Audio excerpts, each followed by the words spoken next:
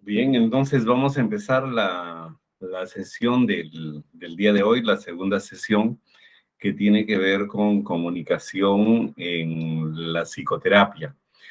Esta es una forma particular de la comunicación, claro, en que lo estamos analizando en el marco de la comunicación participativa, y esto principalmente está enfocado en la lógica de la relación médico-paciente. No, la relación médico-paciente es una relación particular, ¿no? En la que participan dos agentes principales, como su nombre lo indica. Uno es el médico y otro es el paciente.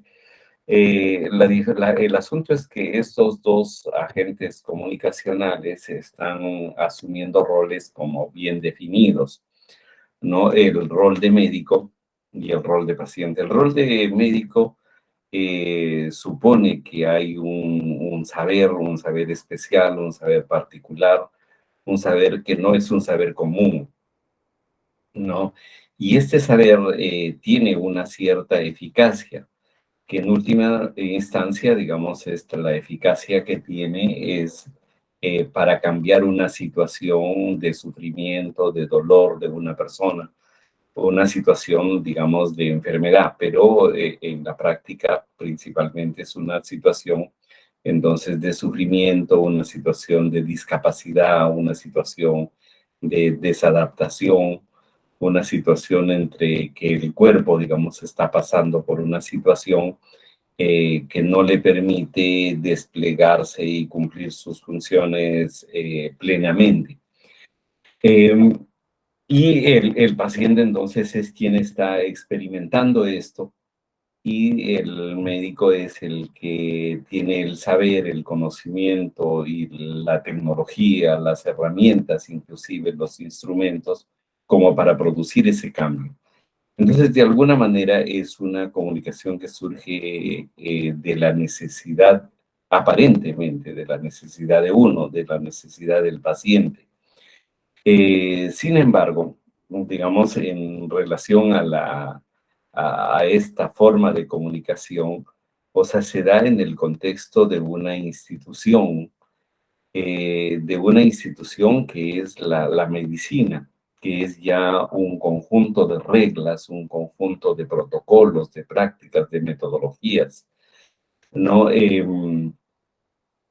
Pero también se da en el contexto de un sistema de servicios, en este caso de los servicios de salud, es decir, en un sistema donde hay una organización, hay roles, hay recursos, hay financiamiento, hay políticas, hay normas.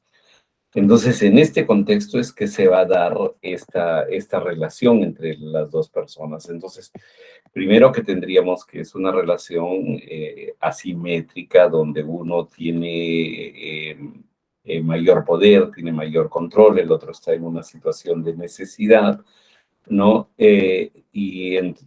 Habría también un supuesto de superioridad de saberes, ¿no? Digamos que si el paciente tuviera el suficiente saber para manejar su situación, uno buscaría esta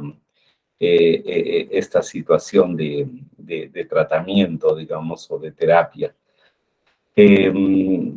Entonces, pero también una de sus características sería esta asimetría, otra de sus características es que está en un marco institucional y otra de sus características es que se daría, digamos, como en varios planos.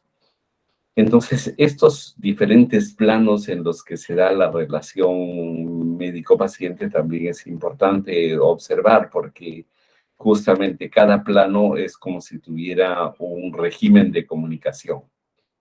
Entonces, cuando se encuentra un médico y un paciente, entonces se encuentra un enfermo, una persona con una enfermedad y se encuentra con una persona que tiene la tecnología, el conocimiento para solucionar esa problemática. Pero también se está encontrando un usuario y un proveedor, no un proveedor que pertenece a un sistema de salud que tiene detrás una institución, ¿no? Y un paciente, un usuario, un cliente. De alguna manera hay una relación también cliente-proveedor. También hay una relación ya más, digamos, una dimensión más implícita de las relaciones, ¿no? Porque esto, claro, y esto tiene que ver un poco ya con la propia naturaleza de la acción humana. Digamos, las personas, los seres humanos, o sea, tenemos como dos planos de interacción con las personas, ¿no? Un plano que es explícito, manifiesto, que en este caso sería propiamente la relación en la que uno busca ayuda y el otro va a dar las alternativas o va a hacer la intervención. Y también el lado de cliente-proveedor estaría un poco en esa dimensión, un poco explícita. A veces se trata de ocultar, pero generalmente es explícita. Es decir, alguien va a pagar, ¿no? Y a través del pago también se va a establecer un contrato, un acuerdo que tiene que cumplirse. Y las reglas que hemos dicho que también son reglas institucionales de la institución médica y de las instituciones de servicios. Pero de fondo, hay cuestiones que son implícitas, que son latentes, que no se pueden, no están tan manifiestas y que tienen que ver esto más con el inconsciente. Digamos, las personas en nuestro inconsciente eh,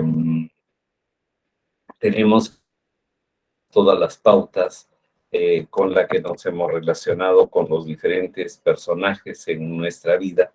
Sobre todo, más peso tienen los vínculos iniciales, por ejemplo, el vínculo con nuestra madre, que es el vínculo primario, ¿no? El primer vínculo, el vínculo que se da con toda esa energía del nacer, es como si se instalara una fuerza de atracción, de gravedad entre la madre y el bebé. El bebé no podría sobrevivir si no encuentra ese vínculo que a la vez va a ser nutricio, pero que principalmente va a ser un vínculo afectivo, porque es a través del afecto que se va a producir el aprendizaje emocional, el aprendizaje cognitivo, y un ser humano que no aprende, no tiene aprendizaje, digamos, no tiene conocimientos, no tiene información, no está programada sus respuestas emocionales, es como un celular sin programas, digamos, sin aplicativos, incluso con un software básico nada más, ¿no? Entonces, este vínculo que se forma es un vínculo fuerte, intenso, a través del que se va a dar los primeros y los más fuertes aprendizajes.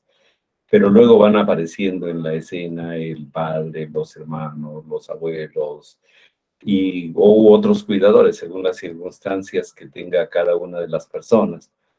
Entonces, este vínculo con la madre se va, por decir, adelgazando y repartiendo en una red de vínculos. Luego ya, cuanto más grande eh, es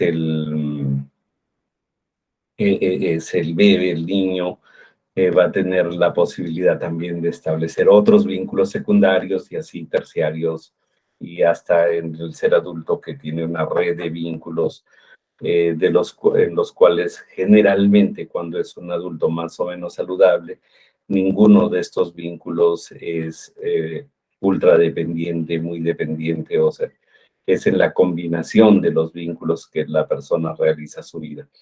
Pero en el inconsciente están principalmente estos vínculos primarios, este vínculo con nuestra madre, nuestro padre, nuestros hermanos, estos vínculos que generalmente se dan en los primeros 5 años, son el grueso del inconsciente.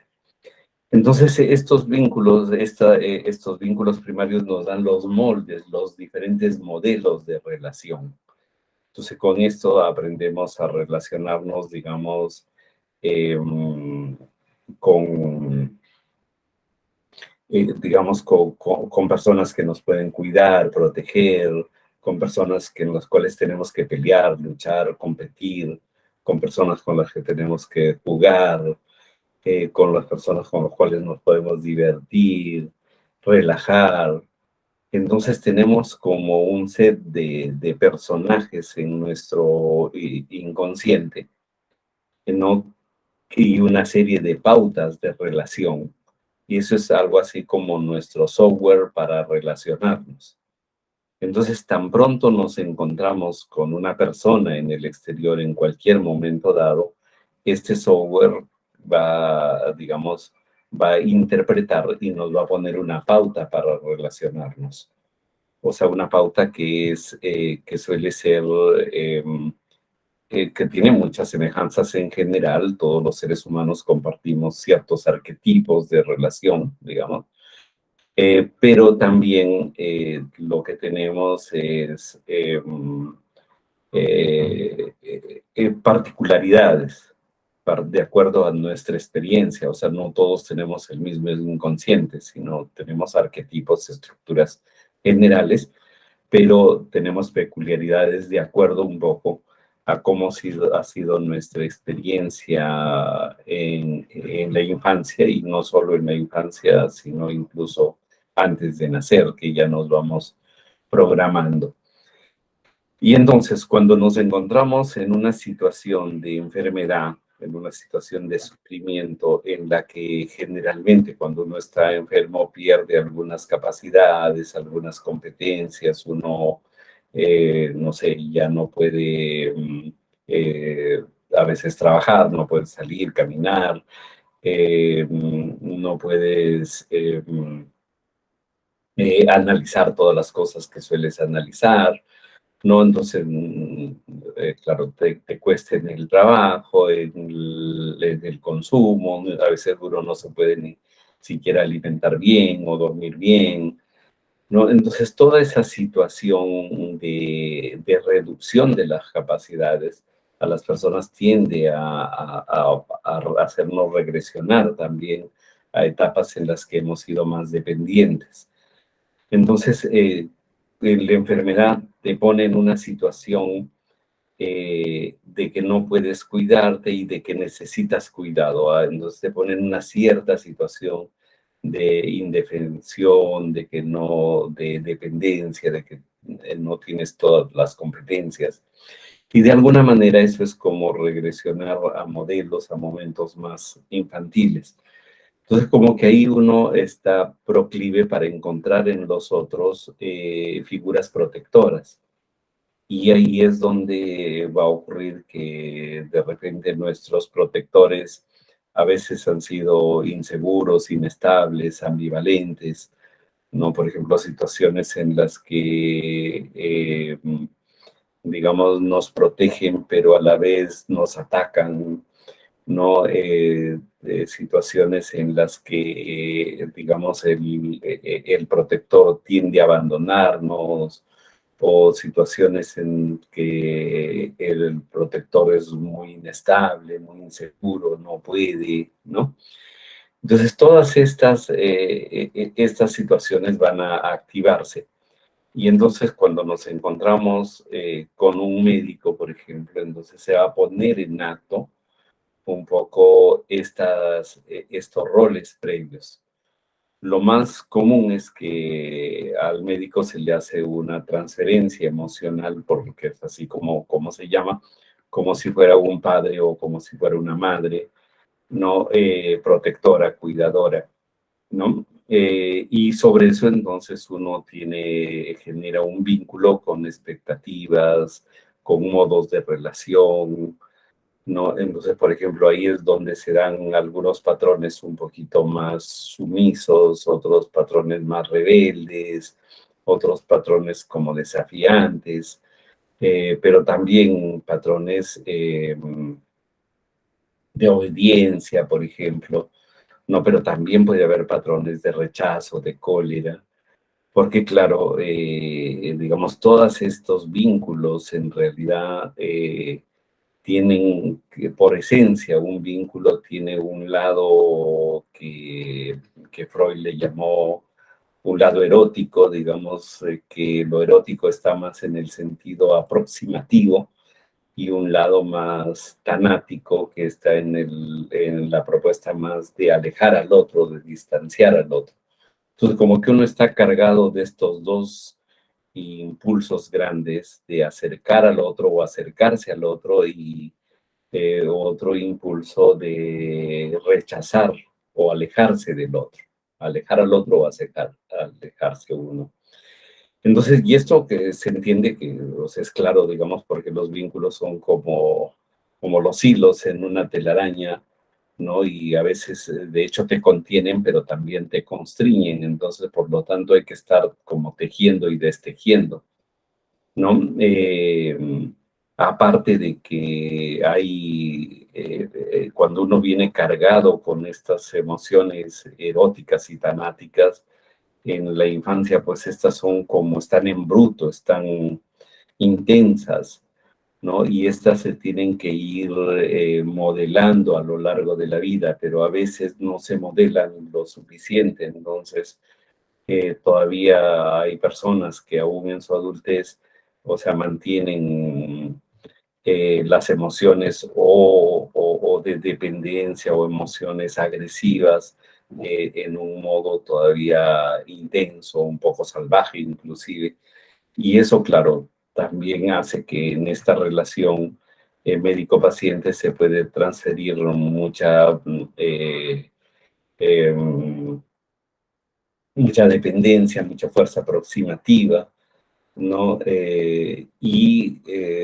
También se puede transferir también emociones que pueden estar por el lado del rechazo, la venganza, no la envidia, ¿no? Porque todas estas emociones no necesariamente se han procesado bien, están todavía guardadas, o por ejemplo, puede aparecer emociones de celos, de sentirse que la persona no está recibiendo el cuidado y que el cuidado se lo están dando a otros, ¿no? Es decir, acá va a haber una serie ya de emociones derivadas de cómo se hayan procesado estas emociones básicas, ¿no?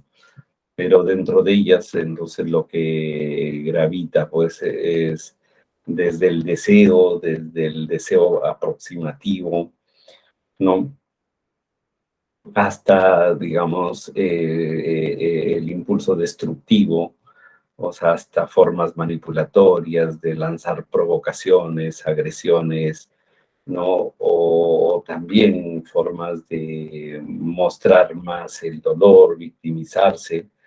Entonces, la relación, digamos, de médico-paciente va a ser una relación en la que, aparte de la propia complejidad de esta relación, justamente por la simetría de poder y por lo que habíamos hablado hace un rato, este contexto institucional y todo esto que está en torno a la relación, pero aparte de eso, la complejidad viene del lado latente, del lado inconsciente, ¿no? Que va a proyectar en la relación médico-paciente estas, estos deseos latentes, estas necesidades insatisfechas de cuidado o estas distorsiones en las relaciones de cuidado se van a proyectar sobre la relación médico-paciente, haciendo que el médico de alguna manera sea un personaje no solamente este técnico, este tecnólogo, experto en enfermedades, digamos, y que sabe diagnosticar una enfermedad y tratarla, no, digamos, sino se va a poner en este personaje una serie de atributos, ¿no? Que van a tener un poquito el carácter de más en la línea entonces paternal, maternal, por tanto mucho de eso idealizado, ¿no? Como un salvador, como el protector esperado, como el padre que no fue, que el padre que uno hubiera querido tener o la madre que uno hubiera querido tener. Entonces hay una serie de transferencias que entonces van a ser como más complejo este vínculo médico-paciente. ¿no? De otro lado, o sea, también, digamos, el paciente no resulta indiferente para el médico, digamos, ¿no?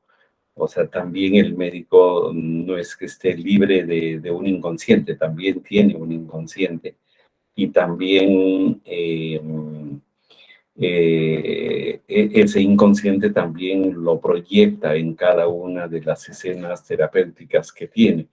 Solamente que dado a que esto, el médico ha tenido un entrenamiento y una recurrencia de prácticas, entonces sí suele controlar un poco más estos movimientos que en este caso se llaman contratransferencia, es decir, toda esta proyección de las emociones y las necesidades latentes en el paciente. Lo más típico acá va a fluctuar un poco en relación a las edades, ¿no? Entonces sí es común también que se pueda dar una mirada de padre o madre, pero más que una mirada de padre o madre propiamente, aun cuando se pueda generar algunas analogías con los padres, siempre está en la lógica de padre e hijo por el tema del cuidado, aun cuando el supuesto hijo sea un adulto mayor, ¿no? En términos de estructura de cuidado está en esa lógica padre-hijo, ¿no? Pero también ahí es donde puede proyectar sus necesidades de obediencia, de sumisión, eh, también algunas fantasías en el sentido de revelación, de rebeldía, algunas fantasías también de tipo agresivo, y también, de hecho, también puede darse en ambos lados, o sea, fantasías, claro,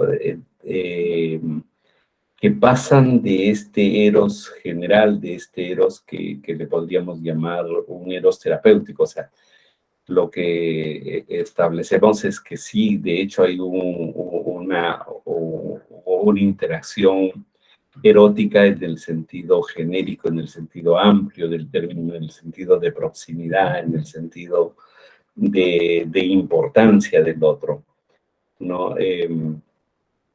Sin embargo, también es en casos de que no son bien manejadas estas relaciones, se pueden, digamos, transformar o trasuntar ahí relaciones como de seducción que pueden ir tanto del paciente al médico como del médico a los pacientes. Esto generalmente entre los médicos, pues por eso es que hay un entrenamiento largo, que es un entrenamiento con el cuerpo del otro. Entonces el médico desde que empieza su formación, por ejemplo, se expone a los cadáveres y ahí tiene que replantear su relación con el cuerpo, ¿no? Luego también, por ejemplo, en un examen físico, el médico va a tocar el cuerpo del otro, pero ese tocar tiene que ser como deserotizado, desexualizado, ¿no? Y entonces los médicos en general tienen un entrenamiento para regular esta relación médico-paciente. Por tanto, un poco la transferencia de las emociones del paciente al médico es como más aceptada, más legítima y sin embargo el médico tiene un poco la obligación de regular su contratransferencia con el paciente. Tanto digamos, la contratransferencia agresiva como la contratransferencia amorosa, digamos, ¿no? Entonces no se puede, por ejemplo, digamos, transferir, hay que regular esta transferencia de efecto, porque luego, por decir, uno, si hace una transferencia de de cuidado extremo del cuerpo del otro no le va a producir, no lo va a poder aplastar para que, no sé, la herida, para sacar la pus que está en la herida, o no le va a poder hacer un corte, ¿no? Porque le va a importar tanto, digamos, que no lo va a poder hacer. Entonces tiene que controlar esa transferencia compasiva, esa transferencia también, incluso estas transferencias hasta estéticas. Entonces, de otro lado, claro, también tiene que controlar sus transferencias agresivas, sus transferencias de tipo de celos, de tipo edípicas, en fin.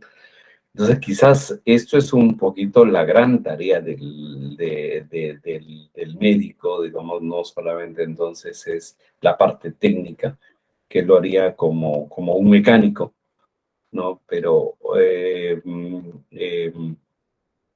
la parte mecánica, la parte técnica, pero también el gran trabajo del médico es el control de estas contratransferencias.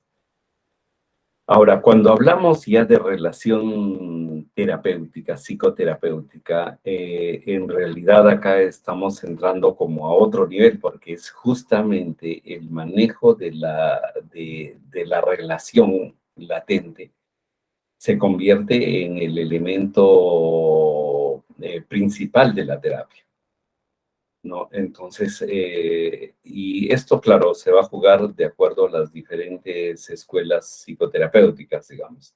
Hay algunas donde el papel inconsciente de la relación, el nivel inconsciente de la relación entre médico y paciente es fundamental. Es más, es ahí, en ese espacio, donde ocurre la intervención y el procedimiento de sanación, por decirlo. En otras terapias un poco es más distante, es menos relevante, más neutral la relación transferencial y contratransferencial, ¿no? O inconsciente, y está más explícito en la técnica, y eso, por ejemplo, es básicamente darles tareas, ejercicios, que la persona haga y ahí vaya un poco resolviendo. O el otro lado es, digamos, ofrecerle explicaciones, instrucciones para que comprenda, que son, digamos, más intervenciones de carácter cognoscitivo, de carácter explicativo, para que la persona tenga otra forma de comprender y entender eh, lo que le está ocurriendo. Entonces, eh, la otra forma, digamos, bueno, la farmacológica, que ya es intervenir con alguna sustancia, o otras formas de intervenciones biológicas ya sobre el cerebro, el cuerpo de la persona, ¿no? Entonces, pero de estas, la que está más involucrada la relación, esta dimensión inconsciente, es el psicoanálisis. En el psicoanálisis lo que se busca es que el paciente, a través de una asociación libre de ideas, de ir hablando, expresando lo que va pensando, lo que va sintiendo, en presencia de un terapeuta, ¿no? Y con una frecuencia, una recurrencia, ¿no? De algunas veces por semana, entonces va estableciendo un vínculo y le va proyectando en el terapeuta sus emociones, ya sea sus angustias principalmente, sus miedos, sus temores, ¿no? Y al poner de manifiesto estas angustias, estos temores, estas agresiones, y cómo las va resolviendo, las va conteniendo, se va mostrando, digamos, dada la neutralidad del terapeuta, lo que se va mostrando es que estos impulsos que parecían que estaban en el otro, que parecían que eran producidas por los otros, en realidad son producidas por el propio paciente. O sea, el propio paciente está proyectando y teniendo rebotes. O sea, normalmente así nos relacionamos las personas. O sea, digamos, tenemos estas angustias que quedaron de nuestros vínculos anteriores y esas, de alguna manera, lo expresamos y lo ponemos en el otro, ¿no? Y el otro nos devuelve de alguna manera y nosotros creemos que el otro está, digamos, o rechazándonos o atacándonos o queriéndonos. Si bien hay una acción del otro, pero mucho de esto es el rebote de lo que nosotros hacemos. Cuando estamos en una escena terapéutica, ahí, digamos, al tener la neutralidad del terapeuta, entonces va quedando más de manifiesto que esto es de nosotros y ahí es donde el paciente va descubriendo y con algunas acciones del terapeuta lo va regulando. Entonces usamos la transferencia, es vital para que se dé la relación del consultante con el psicoanalista y a la vez también el psicoanalista puede hacer algunas, digamos, percibiendo, notando sus propias contratransferencias, ¿no? Y dándole curso apropiado, logra regular o cambiar el curso de las transferencias y así cambiar el curso, reorganizar el mundo afectivo, emocional de la persona, ¿no? En las otras psicoterapias, digamos, donde está basada en ejercicios, basada en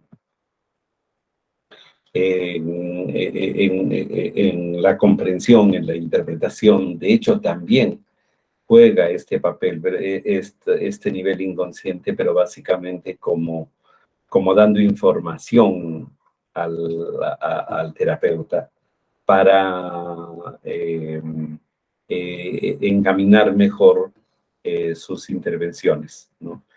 Entonces, claro, en la relación terapéutica siempre el terapeuta, el médico, está como en una comunicación en varios planos, o sea, escuchando lo que dice el paciente, pero también un poquito más atrás, desde dónde está hablando, desde desde su inconsciente, digamos, cómo se está expresando también en eso, o sea, cuál es por qué dice lo que dice, por qué expresa lo que expresa, ¿no? Cuál es su lucha interior, tratando de descifrar su mundo interno, sus personajes internos, desde lo cual está relatando o hablando, ¿no? Pero a la vez también está observando entonces la emoción del paciente, como no solamente lo que va diciendo, sino la forma como va hablando, porque es a través de los gestos, a través de la comunicación no verbal, que puede esta acompañar, complementar a la comunicación verbal, pero también en ocasiones puede contradecir a la comunicación verbal. Y entonces hay que estar leyendo esa pista que está comunicando no verbalmente, ¿no? Cuál es la concordancia entre estos niveles verbal y no verbal de comunicación. Eso es clave en la observación terapéutica. Pero a la vez también está pensando lo que está diciendo, lo que va a decir, no solamente porque es algo que le nace, sino qué efecto puede tener lo que va a decir en ese contexto donde está interactuando con el usuario, con el consultante, pero a la vez tiene que darse cuenta, digamos, de también cómo sus emociones van reaccionando.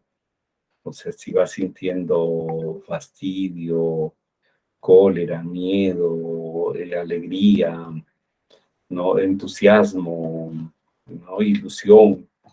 Todo eso tiene que ir observando porque eso también está haciendo como una resonancia de lo que va pasando emocionalmente.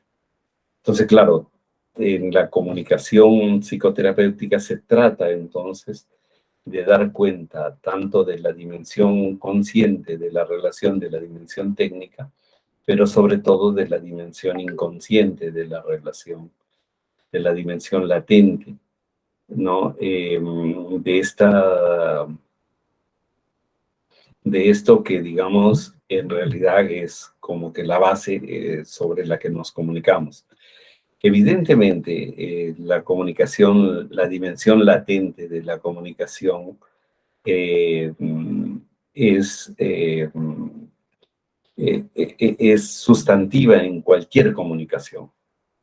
O sea, siempre, si un político está hablando, si un comerciante está hablando, si un periodista, o sea, todas las personas cuando estamos hablando con un otro, estamos también poniendo en acción, digamos, este plano inconsciente, estas estructuras, estas pautas con las cuales nos hemos formado, digamos, principalmente en la infancia. Obviamente también en el cerebro hay un sistema de actualización, digamos, si bien la experiencia infantil marca las pautas más grandes, ¿no? Que facilitan, pero que también distorsionan, pero también en la interacción con los otros, en la interacción cotidiana, también hay la posibilidad de que estas pautas se vayan como reconfigurando, ¿no? Digamos, por ejemplo, en una relación médico-paciente uno puede reconfigurar la relación con el padre, con la madre. Entonces, es más, en cada interacción siempre estamos reconfigurando la experiencia de ese tipo de comunicación con personajes análogos con el cual estamos interactuando. O sea, si uno, no sé, de pronto un día se encuentra con una persona muy agresiva en el bus, por ejemplo, y termina, no sé, insultando, agrediendo, y entonces tal vez la persona va a tener un impulso también agresivo, de resentimiento, o tal vez de sumisión. Pero al actuar en esa escena, eh, que ya es como otro contexto, entonces puede actualizar, modificar esa experiencia y de repente bajar su agresividad o bajar su sumisión, ir aproximándose a un estándar un poquito más asertivo. Y o sea, digamos, la acción en el presente también entonces repercute en el modelo comunicacional, en las pautas, en la estructura comunicacional que tiene la persona ya aprendida. Hay entonces esta actualización del software. Y ahí, digamos, solamente así como una mención especial, los sueños juegan un papel importante. O sea, el cerebro humano, digamos, cuando duerme no es que descansa, o sea, un ratito descansa, pero luego está trabajando y su trabajo es principalmente la actualización del software.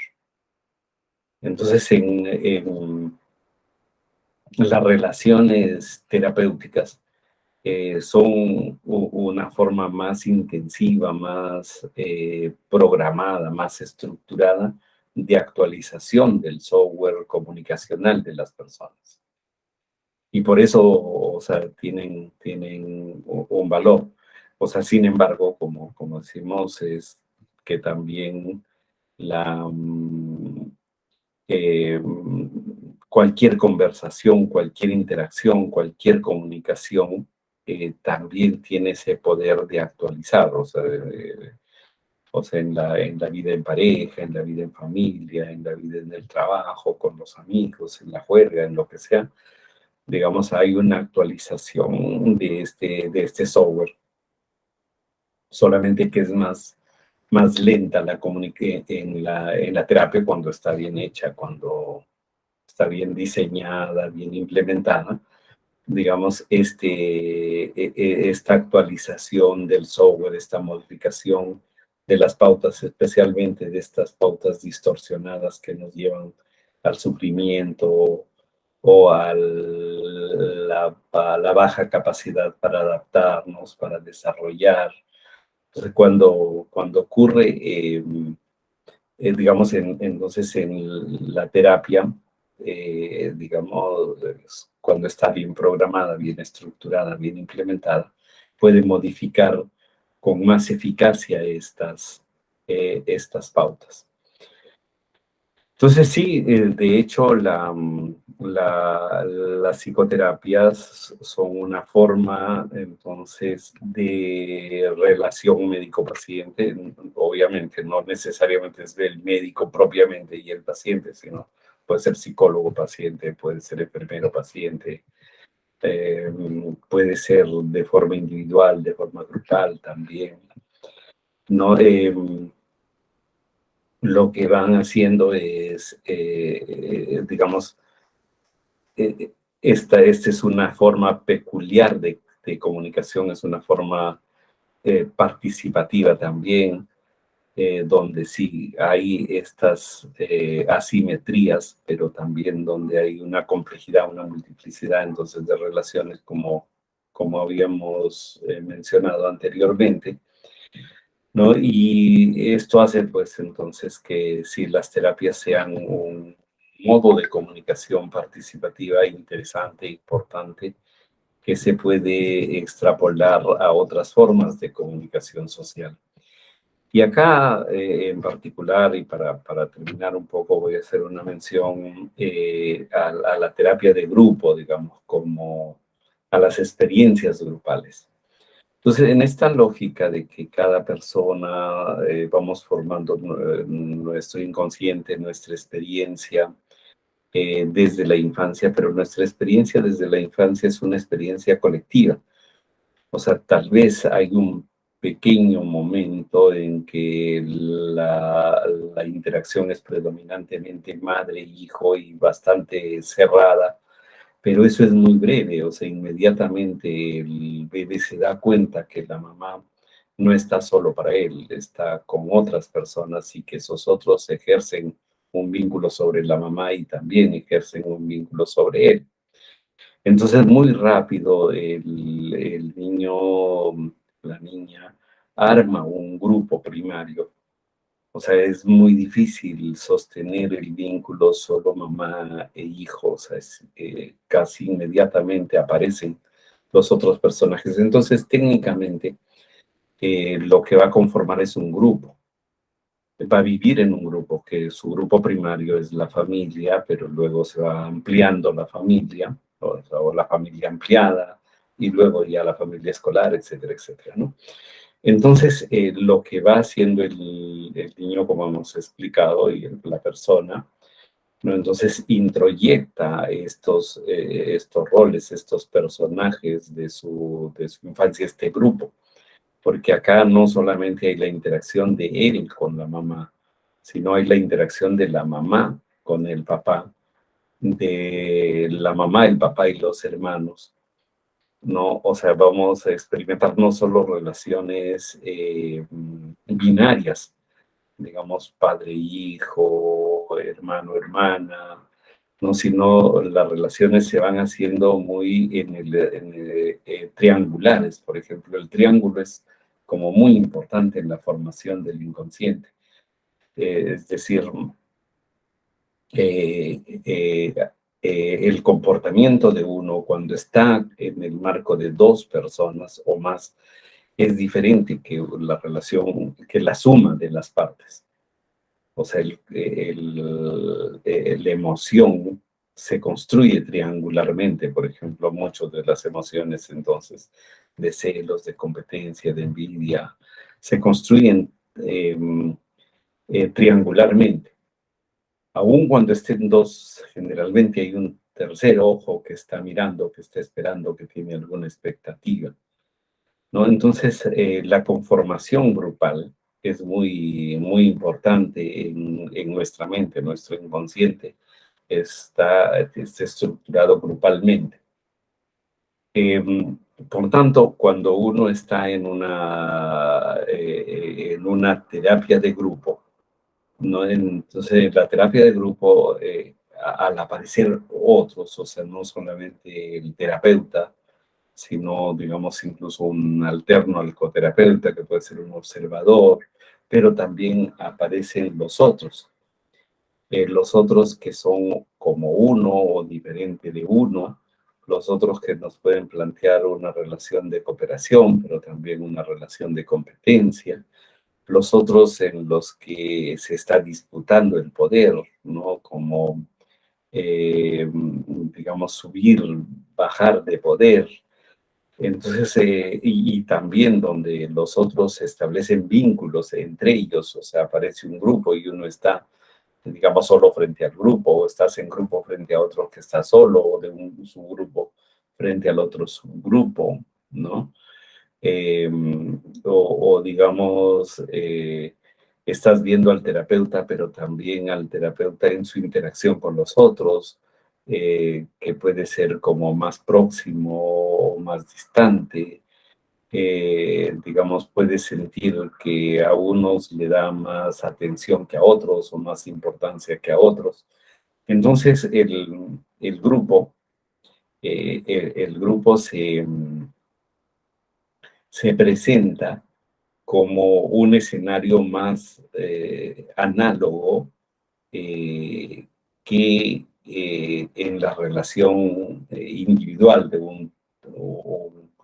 un terapeuta con un paciente, digamos, ¿no? Entonces hay más posibilidad proyectiva, más posibilidad transferencial, o sea, no solamente puedes hacer tus transferencias, tus proyecciones emocionales en el terapeuta, sino también en los otros. Y en los otros también en función incluso a varias características, edad, sexo, experiencia, eh, conocimientos, apariencia, estética. Entonces, como que hay mucho más material para representar tu drama interno. Eh, digamos, es como si en una terapia individual uno tendría un solo personaje, el cual tiene que estar haciendo de varios papeles, ¿no? Porque claro, la persona del terapeuta uno le puede proyectar a la mamá, al papá, a los hermanos, ¿no? Y en un rato proyectarlo como uno y en un rato como otro, digamos, mientras que en el grupo, digamos, hay una mayor riqueza en la cual puede activar también tus personajes internos, tu diversidad de personajes internos, pero a la vez también te facilita, te permite el que puedas proyectar en más personas tu, estas emociones o estos vínculos, estas pautas relacionales, ¿no? Y obviamente la comunicación en el grupo, que sería propiamente una comunicación más participativa, de hecho es una comunicación más compleja, solamente que en general, o sea, le planteamos, le ponemos atención, digamos, a esta dimensión explícita en las terapias de grupo, especialmente en lo que se llama los grupos operativos, o sea, en el sentido que es un grupo que tiene una tarea, cualquier tarea, ¿no? Entonces la tarea está planteada en lo explícito, pero las relaciones está planteado en lo implícito. Cuando la gente está enfocada en lo explícito, en cumplir una tarea, una consigna del grupo, las, eh, las emociones, las pautas relacionales, las proyecciones, las transferencias están como más sueltas, más flotantes y se manifiestan. Si ahí tenemos un terapeuta, un observador atento, se va a dar cuenta que muchas cosas van a emerger, van a salir de ese fondo inconsciente, ¿no? Y van a ir expresándose. Entonces, pero la magia también de esto, y es ahí el encanto de lo participativo, es que también en ese plano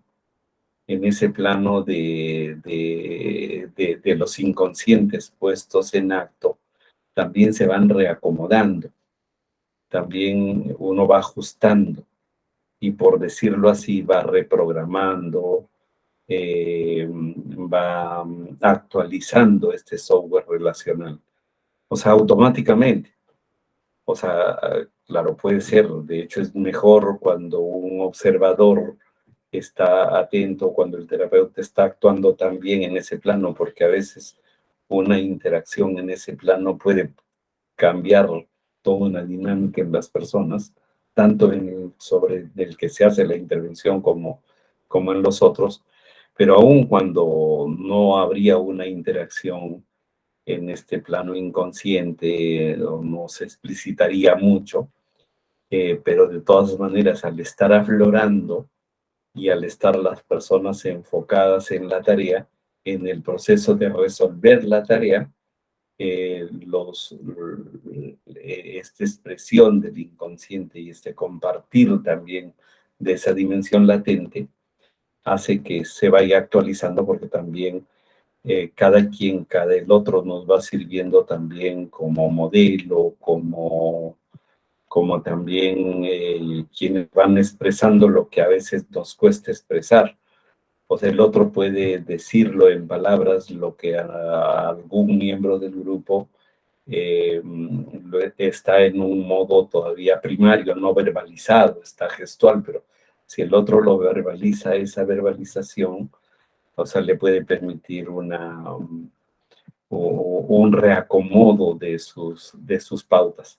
Entonces, la experiencia grupal como terapia, ya sea en aquellas en las que se presta atención y se interviene en esta fase latente, emergente, o sea, esto que va saliendo del inconsciente y que va tomando forma, y cuando uno lo puede recoger, identificar, ¿no?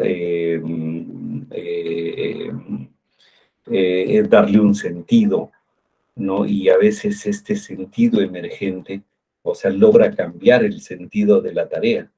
Y a veces una tarea que puede haberse planteado como una tarea pequeña, monce, de poco alcance, o sea, termina, digamos, convirtiéndose en una tarea como significativa y transformándose incluso en proyectos, en sentidos de vida, en cosas más articuladoras, ¿no? Más en direccionadores. Entonces, de hecho, o sea, las terapias son un espacio fuerte de comunicación participativa, ¿no? Todos los espacios, diría yo, son espacios, todos los espacios grupales son espacios de comunicación participativa, pero las terapias, en particular, al poner de manifiesto y prestarle más atención a esta dimensión latente, inconsciente, emergente, ¿no? Hace que sean, pues, más efectivas, más ricas comunicacionalmente, y ahí es donde tiene mucho sentido esta idea de la comunicación como una comunicación que transforma, ¿no? Una comunicación transformadora. O sea, la comunicación es transformadora en la medida en que nos cambia nuestro software. Al cambiar nuestro software, cambia nuestras pautas con las que nos relacionamos, ¿no? Y nos lleva a formas de vivir más sueltas, más fluentes, con menos sufrimiento, con menos dolor, más constructivas, más amorosas, más integradoras, ¿no? Entonces, por ahí es un poco lo que hemos querido desarrollar en esta sesión, y mirar entonces la relación médico-paciente, en particular las relaciones terapéuticas, como unas formas peculiares, interesantes, ¿no? Y con potenciales de la comunicación participativa. Gracias.